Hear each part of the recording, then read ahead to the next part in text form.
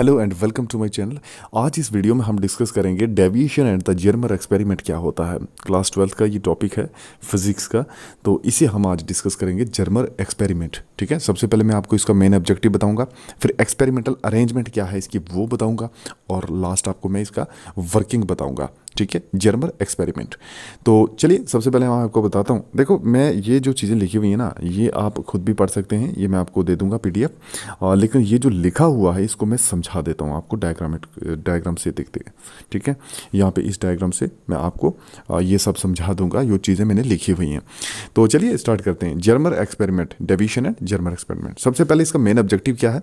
Main objective Germer experiment का है कि इलेक्ट्रॉन के वेव नेचर को स्टडी करना। इलेक्ट्रॉन के वेव नेचर को स्टडी करना। आपको पता है कि रेडिएशंस का double nature, dual nature of matter and radiation होता है। कौन कौन सा? Particle as well as the wave nature. अब इलेक्ट्रॉन का वेव नेचर क्या है उसे स्टडी करने के लिए मैंने ये डायग्राम आपको बना के दिखाना है इसमें, कि कहाँ कहाँ क्या क्या आपको करना है, ताकि आपको पता चले कि जो इलेक्ट्रॉन का है वो वेव नेचर दिखाता है, इलेक्ट्रॉन भी। ठीक है, तो एक्सपेरिमेंटल अरेंजमेंट की यहाँ पे मैं इस डायग्राम में बात करूँगा। तो सबसे पहले ये यहाँ पे आपको ये एफ दिख रहा होगा, इस एफ को बोलते हैं फिलामेंट। ये जो फिलामेंट है ना, इसको जब आप हीट करते हो लो टेंशन बैटरी से, तब ये इलेक्ट्रॉन्स को एमिट करता है। पता चला? ये लो टेंशन बैटरी है, सॉरी, ये जो है ना, ये लो टेंशन बैटरी है। इससे जब आप इसको हीट करते हो तो ये इलेक्ट्रॉन्स को एमिट करता है। कौन? यही फिलामेंट एफ। अब यहाँ पे आपको इलेक्ट्रोड्स दिखेंगे, दो किस्म के इलेक्ट्रोड्स। एक आपको यहाँ पे ना, यहाँ ये वाला मैं इसकी बात कर रहा हूँ, यहाँ पे ए जो ना इलेक्ट्रोड बीम है, जहाँ पे ये इलेक्ट्रोड आपको दिखेगा। और दूसरा यहाँ ये जो फिलामेंट लगा हुआ ना, यहाँ पे इसको बोलते हैं सी पॉइंट दे दो इसको, कुछ ए बी सी हो गया, हाँ सी दे दो इसको। ठीक है, तो यहाँ पे फिलामेंट, जहाँ पे आपको फिलामेंट के साथ वो कनेक्टेड है सी पॉइंट, तो ये किस्म के इलेक्ट्रोड्स हैं। कैथोड और एनोड में होल्स भी आपको दिखेंगे यहाँ पे। ठीक है, कैथोड एनोड, पता ना, negative positive charge, cathode negative anode positive. अच्छा, उसके बाद जो टारगेट निकल है, ये निकल टारगेट जिसको मैंने यहाँ पे लिया, तो इसका क्या काम है? टारगेट जो निकल क्रिस्टल का है, एन जिसको नाम दिया। और यहाँ पे ना, यहाँ पे एक और चीज़ आप देखोगे, इसको आप डी कह लीजिए, डी। तो डी क्यों कहा? डी इसलिए क्योंकि डी एक रोटेटेबल डिटेक्टर है ये, और एन क्रिस्टल एन है, यानी निकल क्रिस्टल एन है। अब जब इलेक्ट्रॉन्स की बीम इसके ऊपर आप फॉल कराएंगे, जब इस निकल क्रिस्टल के ऊपर इलेक्ट्रॉन्स की बीम आके गिरेगी, किस निकल क्रिस्टल? ये जो यहाँ पे मैंने आपको बताया, ये वाला। ठीक है, इसके ऊपर जब इलेक्ट्रॉन्स की बीम आएगी तो क्या होगा? इलेक्ट्रॉन्स स्कैटर्ड हो जाएंगे, निकल क्रिस्टल के आटम उसे स्कैटर करेंगे अलग अलग डायरेक्शन में, और वो स्कैटर हो जाएंगे, वो बिखर जाएंगे। कौन? इलेक्ट्रॉन्स। वहाँ से जब इलेक्ट्रॉन्स की फाइन बीम को उसके निकल क्रिस्टल के ऊपर गिराया जाएगा, उसके ऊपर फॉल करवाया जाएगा, तो तब इलेक्ट्रॉन्स क्या करेंगे कि वो स्कैटर हो जाएंगे डिफरेंट डिफरेंट डायरेक्शंस में। लेकिन कौन करेगा उनको निकल क्रिस्टल के आटम करेंगे। इतना पता चला। अब वर्किंग कैसे रहती है इसकी वो भी मैं आपको बता देता हूँ। एक इसको मिटा लेते हैं और मैं आपको बताता हूँ कि इसकी वर्किंग क्या है। देखो, जब आप हीट करते हो ना फिलामेंट को, ये मैंने यहाँ पे जो बताया आपको, तो फिलामेंट को जब आप हीट करते हो तो क्या होता है? ये इलेक्ट्रॉन्स को एमिट करता है, इतना तो पता है। ये जो एमिटेड इलेक्ट्रॉन्स होते हैं, ये निकले हुए इलेक्ट्रॉन्स होते हैं, ये एनोड की तरफ एक्सेलरेट हो जाते हैं। एनोड नेगेटिव चार्ज की तरफ ये अट्रैक्ट हो जाते हैं, वहाँ उसकी तरफ एक्सेलरेट हो जाते हैं, और वो वो जो ना होल्स एनोड में वहाँ से पास होते हैं। ठीक है, उसकी तरफ जब वो एक्सेलरेट हुए तो वहाँ से पास करेंगे। ये एक्सेलरेटेड इलेक्ट्रॉन्स जो हैं, तब इनको निकल क्रिस्टल के ऊपर वहाँ फॉल करवाया जाता है। सबसे पहली बात कि एनोड की तरफ एक्सेलरेट होंगे, वहाँ होल से पास आउट होंगे वो, और उसके बाद वो एक्सेलरेट हो जाएंगे इलेक्ट्रॉन्स। कहाँ पे? वो एक्सेलरेट होके निकल क्रिस्टल के ऊपर फॉल करेंगे। इसी की वजह से जो इलेक्ट्रॉन्स हैं वो स्कैटर होंगे। ठीक है, तो यही इसी रोटेशनल डिटेक्टर जो मैंने आपको डी बताया, ये इसको मैंने डी बोला, तो ये उसको डिटेक्ट कर लेगा। ठीक है, ये उसको स्टडी कर लेगा कि इलेक्ट्रॉन्स, हाँ इलेक्ट्रॉन्स एमिट हुए, हमने ऑब्जर्व किया इलेक्ट्रॉन एमिट हो गए। ठीक है, तो ये कौन करेगा? रोटेटेबल डिटेक्टर, ये जो डी मैंने नाम दिया इसका। ठीक है, देखो इंटेंसिटी की अगर बात करोगे इलेक्ट्रॉन बीम की, अलग अलग स्कैटरिंग एंगल से आप इसको अलग अलग एंगल से देखो, फाई से देखो, थीटा से देखो, हैं तो अलग अलग एंगल से इसको देखकर जब आप स्टडी करोगे ना, तो ये नोट किया जा सकता है किसकी वजह से, किसकी हेल्प से? डिटेक्टर की हेल्प से। इलेक्ट्रॉन्स निकल रहे हैं, डिटेक्ट कर रहा है डिटेक्टर डी। ठीक है, तो इसी को स्टडी किया जाता है रोटेटेबल डिटेक्टर की वजह से। ठीक है, वही इसको स्टडी करता है।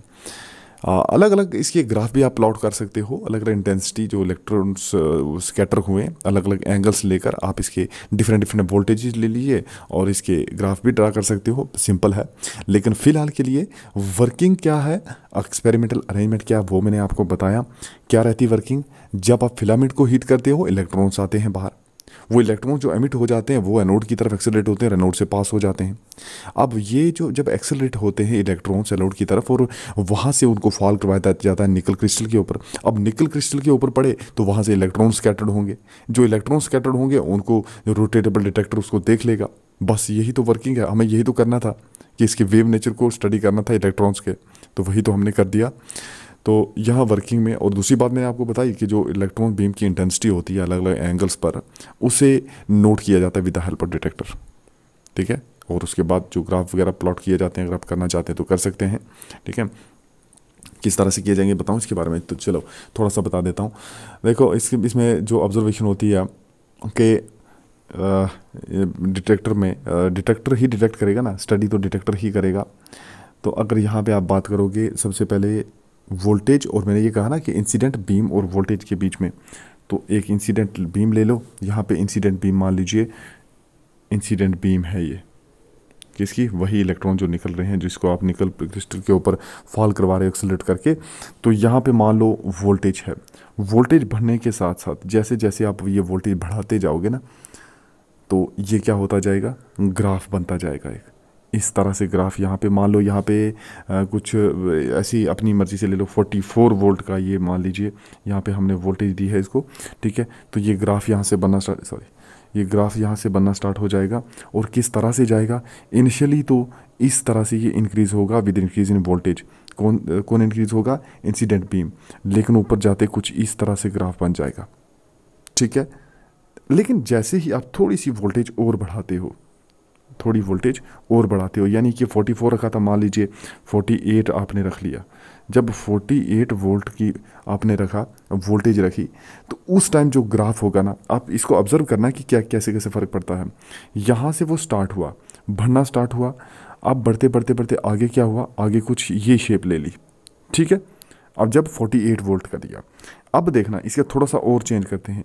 जब 48 से बढ़ा के हमने इसको 54 वोल्ट का ले लिया, जब 54 वोल्ट का लोगे तब ग्राफ बनेगा कुछ अलग तरीके से।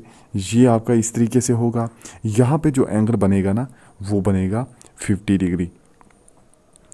और याद रखना, इसके साथ मान लीजिए ये 50 डिग्री का एंगल बन गया, तो ये 50 डिग्री या 54 वोल्ट पे 50 जो हमने किया 54 वोल्ट पे 50 डिग्री जो एंगल बना, हाँ, तो यहाँ पे ये जो बम्प होगा ये मैक्सिमम होगा जब एंगल जो है वो 50 डिग्री के इक्वल हो, 54 वोल्ट पे हो। तो 54 वोल्ट जो वोल्टेज दी, और उसके बाद 50 डिग्री पे एंगल मैक्सिमम होगा। उसके बाद अगर ज़्यादा करोगे तो वो फिर से वैसा ही हो जाएगा। अब देखो यहाँ पे 54 था, कुछ और ले लीजिए, जैसे मान लो थोड़ा सा एंगल मैंने और बढ़ा दिया, वो एंगल मान लीजिए मैंने 64 का रख लिया, 54 का था तो मान लीजिए 64 वोल्ट जो है ये वोल्टेज मैंने दे दी।